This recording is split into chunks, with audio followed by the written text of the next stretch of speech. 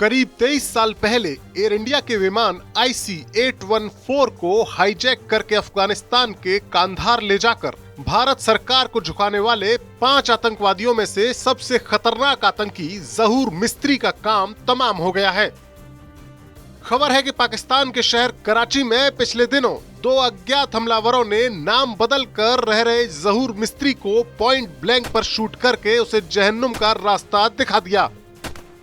जहूर मिस्त्री की मौत के साथ ही भारत के उस नागरिक रूपेन कात्याल को भी इंसाफ मिल गया जिसकी हत्या इसी जहूर मिस्त्री ने की थी। रूपेन कात्याल उसी बदकिस्मत फ्लाइट IC-814 में सवार थे और काठमांडू में अपना हनीमून मनाकर लौट रहे थे।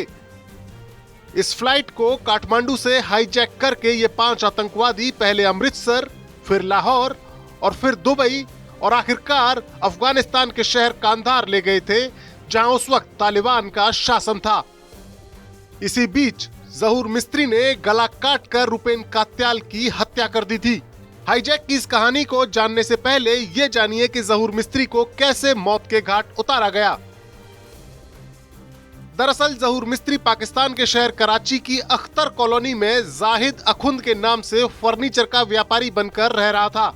पाकिस्तान की मीडिया की खबर के मुताबिक मोटरसाइकिल से आए 2 हथियारबंद हमलावरों ने पहले तो जहूर मिस्त्री के गोदाम की रैकी की और फिर एक हमलावर ने उसके अंदर जाकर उसका काम तमाम कर दिया। पाकिस्तानी मीडिया में इस एक व्यापारी की मौत के तौर पर दिखाकर जहूर की पहचान को छुपाने की कोशिश की गई, लेकिन ये बात तब सामने आ गई जब उसके जनाजे में रऊफ असगर समेत आतंकवादी संगठन जैश ए मोहम्मद के कई बड़े आतंकवादियों ने हिस्सा लिया और भारतीय खुफिया एजेंसियों को इसकी भनक लग गई। जहूर उन 5 आतंकवादियों में शामिल था जिन्होंने 24 दिसंबर 1999 को काठमांडू से दिल्ली जा रही फ्लाइट को हाईजैक किया था। इस फ्लाइट में क्रू समेत 180 यात्री सवार थे।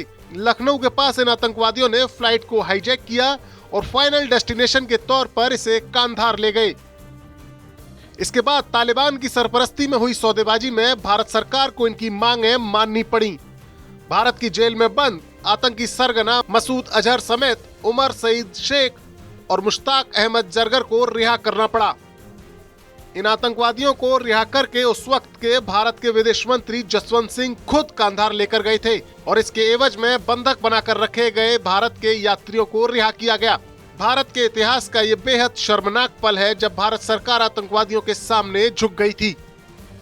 मसूद अजहर ने इसके बाद जैश ए मोहम्मद जैसे खतरनाक आतंकी संगठन को बनाकर भारत पर कई हमले किए, जिसमें साल 2001 में संसद पर हुआ हमला, साल 2016 में पठानकोट पर हुआ हमला और साल 2019 का पुलवामा हमला भी शामिल है।